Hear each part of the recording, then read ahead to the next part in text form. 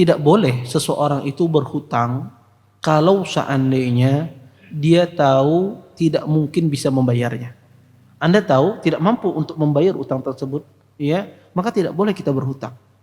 Kalau seandainya diri kita tahu kita tidak akan bisa bayar utang tersebut, kecuali dalam kondisi darurat. Dalam kondisi darurat tidak ada masalah.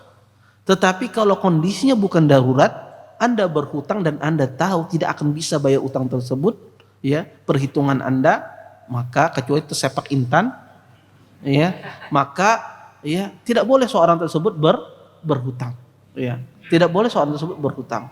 Oleh karenanya para ulama mengatakan haram seseorang itu berhutang kemudian utangnya tersebut dia sedekahkan. Contoh misalnya datang dekat waktu kurban nih. Sidin ini kada pernah berkurban seumur hidup Sidin, kada bisa duit Sidin. Akhirnya berhutang lawan kawan. Anak berhutang duit. Berapa? 3 juta anak berkorban. Berhutang dia 3 juta, kemudian dia berkorban. Dan Sidin tahu kada mungkin kawan membayar utang tersebut. Apakah boleh demikian? Haram hukumnya. Orang berhutang walaupun dia tujuan utangnya itu untuk bersedekah, ya, atau untuk berkorban, untuk kebaikan. Walaupun tujuan utangnya untuk kebaikan, tapi dia jelas tidak bisa bayar, maka ini tidak boleh. Karena membayar hutang itu hukumnya wajib. Sedangkan bersedekah atau berkorban itu hukumnya sunnah. Sehingga tidak boleh demikian. Tetapi sebaliknya, orang yang berhutang kemudian dia berusaha untuk membayarnya, tapi orang tersebut tidak sanggup membayar. Dia ingin berusaha untuk membayar utangnya, tapi qadarullah orang tersebut terhimpit dengan ekonomi, kena pandemi dan semisalnya, tidak dia sangka-sangka, akhirnya dia tidak sanggup untuk membayar utangnya. Maka di dalam hadis ini apa? Allah mudahkan orang tersebut untuk membayar hutangnya. Maka orang berhutang, dia niat untuk membayar hutangnya, maka Allah mudahkan dia dalam membayar hutangnya. Di dunia, dikata para ulama, bisa jadi di dunia Allah mudahkan sehingga dimudahkan bagi dia rezeki sehingga dia bisa membayar utangnya.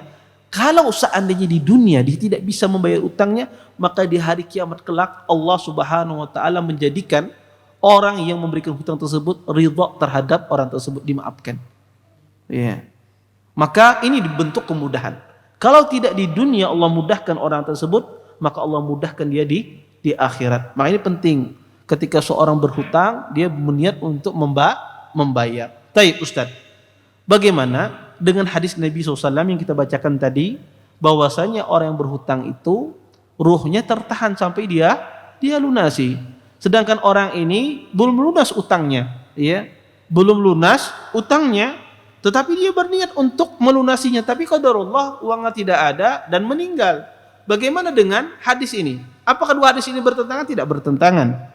Hadis yang mengatakan jiwa orang itu tertahan ketika dia tidak bisa melunasi utangnya adalah orang yang berniat untuk tidak membayar utangnya. Dia mampu untuk membayar utang, tapi dia tidak mau. Ada uangnya, tapi dia tidak mau. Atau berniat dari awal tidak membayar utang. Ini yang tertahan jiwanya, ruhnya. Adapun orang yang berusaha membayar utangnya, kemudian dia meninggal dan utangnya belum bisa dilunasi, maka tidak termasuk ancaman di dalam hadis ini. Terima kasih. Jazakumullah khairan wa barakallahu fikum. Video ini dibuat atas partisipasi dari donasi Anda. Semoga menjadi amal jariah bagi Anda semuanya.